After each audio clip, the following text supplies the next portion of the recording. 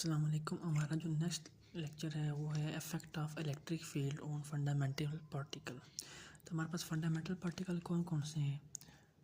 Proton, ठीक है, electron और न्यूट्रॉन। ये हमारे पास क्या है? Fundamental particle. कहते हैं इसका इफेक्ट क्या होगा जब हम इन्हें ऐसे इलेक्ट्रिक फील्ड के सेंटर में इलेक्ट्रिक फील्ड में गुजार दें। तो पहले हमारे पास इलेक्ट्रिक फील्ड क्या होता है हम इसको देखते हैं।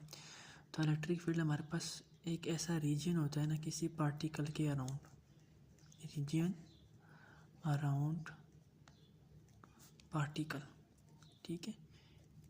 किसी भी पार्टिकल ने अराउंड जो रीजन होता है जहाँ पे इलेक्ट्रिक फोर्स अप्लाइड हो ना, where electric force is applied, ठीक है, वहाँ पे हम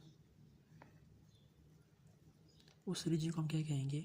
इलेक्ट्रिक फील्ड, ठीक है। मैं कहता हूँ मेरे पास ये एक पार्टिकल है, अब इसके रीजन ही हमारे पास इसका ये रीजन है, ठीक है। यहाँ मैंने इस रीजन से ना मैं इसके ऊपर इलेक्ट्रिक फोर्स अप्लाई करता हूँ। इलेक्ट्रिक फोर्स में पॉजिटिव, ठीक है, और नेगेटिव, ठीक है। अब जहाँ जिस रीजन से लेकर ना जिस रीजन से मैं यहाँ पे इलेक्ट्रिक फोर्स अप्लाई कर रहा हूँ वो रीजन हमारे पास क्या होता है? हमारे पास वो रीजन क्या होगा? हमारे पास इलेक्ट्रिक फील्ड, ठीक है। तो the region around the particle where electric force is applied, ठीक है। किसी पार्टिकल के रीजन के अराउंड, किसी पार्टिकल के अराउंड जो रीजन होता है जहाँ पे इलेक्ट्रिक फोर्स अप्लाई हो रहा हो हम उसके क्या कहेंगे? Electric field. हम प्रोटॉन को, इलेक्ट्रॉन को और न्यूट्रॉन का उसका इन्फ्लुएंस देखेंगे कि क्या इन्फ्लुएंस होता है जब हम उसको इलेक्ट्रिक फील्ड में गुजारते हैं, ठीक है। तो ये हमारे पास कुछ सीन है। ये हमने इलेक्ट्रिक फील्ड का रीजन क्रिएट किया। यहाँ से हम पार्टिकल्स न्यूट्रॉन, प्रोटॉन और इलेक्ट्रॉन को ना एक ही स्पीड से ना इस रीजन में गुजारते हैं।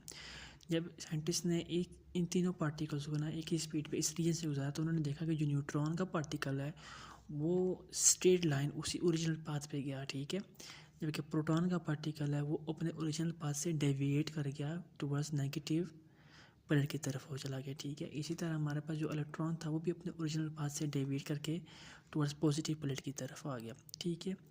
किसी भी पार्टिकल को ना अगर आप इलेक्ट्रिक फील्ड में रखोगे तो वो उसका इन्फ्लुएंस कैसे शो करेगा? उसका असर किस चीज़ पे डिपेंड करता है? उसके मास के ऊपर और उसके चार्ज के ऊपर डिपेंड करता है, ठीक है। किसी भी पार्टिकल का बिहेवियर, ठीक है, किसी भी पार्टिकल का बिहेवियर अंडर इलेक्ट्रिक फील्ड वो किस पे डिपेंड करता है? मास के ऊपर और चार्ज के ऊपर, ठीक है। अगर उसका चार्ज ज़्यादा है तो वो ज़्यादा डिफ्लेक्ट करेगा और अगर उसका मास कम है तब वो भी ज़्यादा क्या डिफ्लेक्ट करेगा, ठीक है।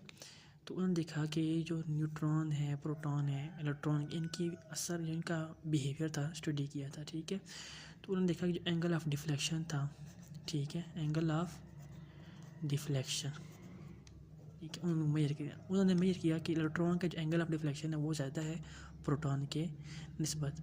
वो इस वजह से ज़्यादा है क्योंकि इलेक्ट्रॉन का जो मास है ना वो 1836 times smaller than that of proton. हमने बात की जितना मास कम होगा उतना ज़्यादा डिफ्लेक्ट होगा और जितना ही चार्ज ज़्यादा होगा उतना ज़्यादा डिफ्लेक्ट होगा, ठीक है। तो angle of deflection is proportional to the mass, charge और मास, ठीक है।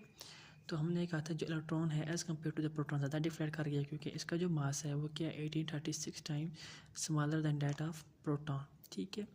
तो फिर उन्होंने देखा था अगर सपोज करें हमारे पास ये जो पार्टिकल है इस पाथ में डिफ्लेक्ट कर गया, अगर ये सर्कल में मतलब मूव करा, इतना डिफ्लेक्ट होकर सर्कल में मूव कर दे तो अब इसका रेडियस कितना होगा उस डिफ्लेक्शन का?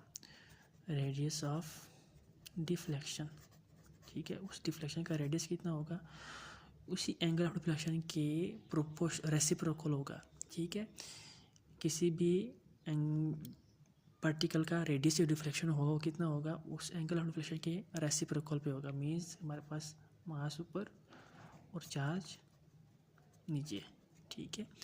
तो ये था हमारे पास effect of electric field on fundamental particle. Neutron के ऊपर कोई चार्ज नहीं था, स्ट्रेट पाथ में चला गया। इलेक्ट्रॉन के ऊपर नेगेटिव चार्ज पॉजिटिव प्लेट की तरफ डिफ्लेक्ट कर गया और इलेक्ट्रॉन के ऊपर सपोज इलेक्ट्रॉन पे पॉजिटिव चार्ज नेगेटिव की तरफ डिफ्लेक्ट कर गया। ये जो रीजन है ना, ये हमारे पास क्या है, इलेक्ट्रिक फील्ड। ठीक है, कोई भी पार्टिकल का बिहेवियर कैसे होता है under influence of electric field, दो चीज़ों पे डिपेंड करता है, उसके मास के ऊपर और उसके चार्ज के ऊपर। अगर मास कम है ज़्यादा डिफ्लेक्शन, चार्ज ज़्यादा है तो भी ज़्यादा डिफ्लेक्शन। ठीक है, तो देखा जाए इलेक्ट्रॉन जैसा वो डिफ्लेक्ट हो गया as compare to the proton, क्योंकि इलेक्ट्रॉन का मास क्या है 1836 times smaller than that of, ठीक है, smaller than that of proton. ठीक है, मास ऑफ इलेक्ट्रॉन। ठीक है, अगर आप सपोज करेंगे ये डिफ्लेक्ट करने के बाद सर्कुलर पाथ में मूव कर रहा है ये पार्टिकल, तो उसका रेडियस कितना होगा, उसी एंगल ऑफ डिफ्लेक्शन के रेसिप्रोकल की तरफ। ठीक है, रेसिप्रोकल का होगा। ठीक है, हमारे पास कुछ प्रॉपर्टीज़ है इन तीनों फंडामेंटल पार्टिकल के लिए। ठीक है, ये बड़ी इंपॉर्टेंट है। ठीक है, हमें याद करनी चाहिए इसको। अब सबसे पहले लेते हैं प्रोटॉन, उसके बाद लेते हैं न्यूट्रॉन, उसके बाद हम लेते हैं इलेक्ट्रॉन। ठीक है, अगर चार्ज को देखा जाए, ठीक है, तो चार्ज में देखें कूलम में। ठीक है, किस में, कूलम में। तो हमारे पास यहाँ पे क्या चार्ज आता है 1.602 इंटू 10⁻⁻19 कूलम। ठीक है, न्यूट्रॉन न्यूट्रल है, कोई चार्ज नहीं, हमारे पास ज़ीरो। ठीक है, इलेक्ट्रॉन के ऊपर हमारे पास क्या होता है, माइनस पर साइन चेंज करते हैं, 1.602 इंटू 10⁻⁻19 कूलम। अब अगर रिलेटिव चार्ज देखना हो तो हमारे पास यहाँ पे +1 आता है, यहाँ पे 0 और यहाँ पे हमारे पास -1 आता है। ठीक है, अगर हमने इसका मास मेजर करना हो इन केजीज़ में, ठीक है, तो हमारे पास इसका मास क्या होता है 1.6726 इंटू 10⁻⁻31। ठीक है, अब न्यूट्रॉन का क्या होता है हमारे पास 1.6750 इंटू 10⁻⁻31। ठीक है, इसका क्या होता है हमारे पास 9.1095 इंटू 10⁻31। ठीक है, सिमिलरली इसका मास AMU में अगर देखा जाए, AMU में तो हमारे पास प्रोटॉन का 1.0073, न्यूट्रॉन का 1.0087। ठीक है, और हमारे पास जो होगा इलेक्ट्रॉन का 5.4858 इंटू 10⁻⁻4। ठीक है, तो ये हमारे पास इसका प्रॉपर्टीज़ है, ये आपको याद होनी चाहिए, MCQs में भी पूछ ले। ठीक है, बाकी आपने इसका इन्फ्लुएंस देखना है under the electric field of these fundamental particles which are protons, electrons and neutrons. तो आई होप सो आपको समझ आ गई होगी। तो थैंक यू।